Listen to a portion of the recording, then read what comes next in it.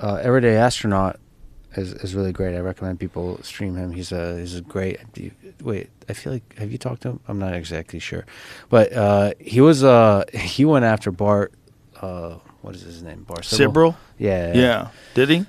He's really, I mean, and not went after, I should say. Just he used the opportunity to educate. Like he has this really long. Got to get the two of them in the same room. Yeah, for sure. That's what he wants. He keeps being on my case. Like I want to debate him. Did you ever have Bart on your podcast? No, but Bart wants to debate him. I was like, hey, do I want this? Do I? Of course you do. Not. Shut the fuck up. Do it. I think there's It's something that happened in the past. Like, what are we going to learn from it? Say it was completely fake, right? What's the... I would rather focus on modern-day conspiracies. What? You don't want to know if they faked the moon landing? No, are you crazy? No, I do want to know, but like, okay. To me... How does your life change? A lot. A lot. Okay. This is how. Yeah. Because you know... The government is able to do this. The government is able Yeah. to fake the fucking moon landing and No. to get people to shut their mouths. Yeah. And a bunch of people disappeared. Yeah, I agree The with you. story is nuts, dude. Yeah. Do you know the story about... God, what was his name? I don't remember, but he was a journalist. What was he assigned to do? Oh, the one that got He was murdered? assigned to do an audit of NASA. And he wrote hundreds of pages. And his analysis, this is like 1964, 65, 66, somewhere around then. So it was years before the moon landings. Mm-hmm. God, I can't remember his fucking name. I used to have this shit at the tip of my tongue. But he parked his car with his family in it on a train track. And a train smashed their car, and the document was never retrieved. It vanished. It went away. Bye-bye. And then a few years later, everyone's on the moon. I wonder what Gus the Grisham, the pilot of Apollo 1, the guy that burned alive in that thing, he hung a lemon on that thing, saying that it would never work. They couldn't communicate with the tower. How's this thing supposed to get us to the moon?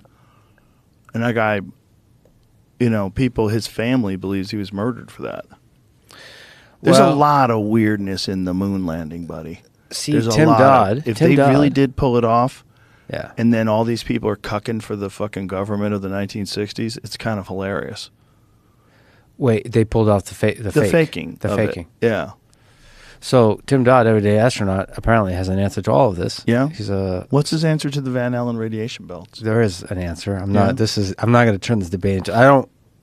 It's a cute one, whatever it is. The answer. Whatever, it has to be cute. Like to send people through thousands of miles of intense radiation and have no biological animal that you've ever done that to that's come back alive. And just let's try it on people. So let me try to convince you as an agent of the Mossad and the CIA. I think, okay, this is from me looking at Wikipedia for about 5 seconds. So I thought the belt is not all the way around, so you can go around the belt. No, you can get through the top and the bottom, right. But you have to fly out of Antarctica. Right. And you really can't do that. And then the way we did it, we had to go through it. And we had to go through it, I think it was for a couple hours. Maybe it's possible. And maybe we're really going to find out soon, right? Hopefully, unless they go through Antarctica. So it's like a donut.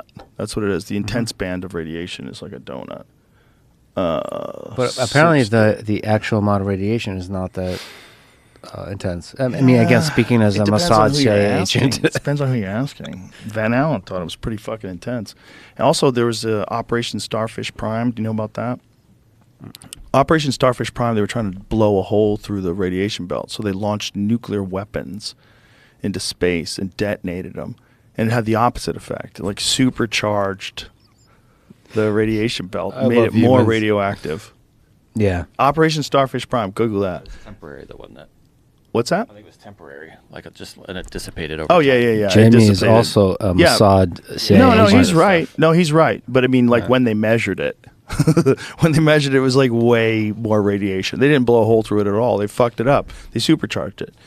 But just the fact that they were trying to do that, they were trying to blow up nuclear weapons in space. Like, if I was the aliens, that's when I would start showing up. Like, look at these fucking assholes. High altitude nuclear tests. Yeah. What are people doing? Not only that, it shut off the power in Hawaii. It fucked Hawaii up. Hawaii had like a brownout. Like, these guys are psychopaths. Can you imagine like sitting at a table with a bunch of generals and this guy comes in with a cigar? I want to launch a fucking nuke in space. I want to see what happens. I just want to see what happens.